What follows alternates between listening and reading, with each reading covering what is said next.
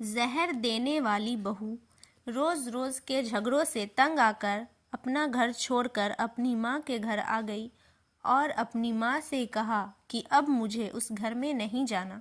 मेरी सास हर वक्त मुझसे लड़ती रहती है, मेरे हर काम में नुक्स निकालती है। बेटी की बात सुनकर माँ ने उसे बहुत समझाया, लेकिन वो अपने ससुराल जाने से इनकार करती रही और ससुराल जाने के लिए एक शर्त रख दी कि मुझे जहर ला कर दो ताकि मैं अपनी सास को खिला दूं। बेटी की शर्त सुनकर माँ ने उसे फिर समझाया, लेकिन वो अपनी शर्त पर अड़ी रही। उसकी माँ ने उससे कहा कि बेटी, इस तरह जहर देने से वो मरेगी तो लोगों को पता चल जाएगा, मुझे भी पुलिस पकड़ लेगी और तुझे भी। मैं तुझे जहर लाकर दे दूंगी, लेकिन जैसे मैं कहूँ वैसे देना। मैं तुम्हें कम पावर वाला जहर लाकर देती हूँ, जो तुम रोज़ाना उससे कम मात्रा में देना। 6 महीने में वो मर जाएगी और कोई तुम पर शक भी नहीं करेगा। तुम्हें ये काम सावधानी से करना होगा ताकि लोगों को शक न हो। इसलिए तुम अपनी सास से 6 महीना में कोई लड़ाई झगड़ा तू मैं नहीं करना। लगातार उसकी सेवा करना ताकि उसके मरने के बाद लोग बुराई न करें बल्कि तेरी तारीफ करें।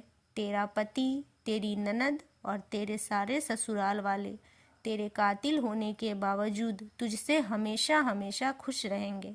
इस तरह सांप भी मर जाएगा और लाठी भी नहीं टूटेगी। अपनी माँ की बातें सुनकर वो बहुत खुश हुई और अपनी माँ से वादा किया कि मैं ऐसा ही करूँगी, लड़ाई झगड़े नहीं करूँगी, खूब सेवा करूँगी और जहर लेकर अपने ससुराल रवाना हो गई।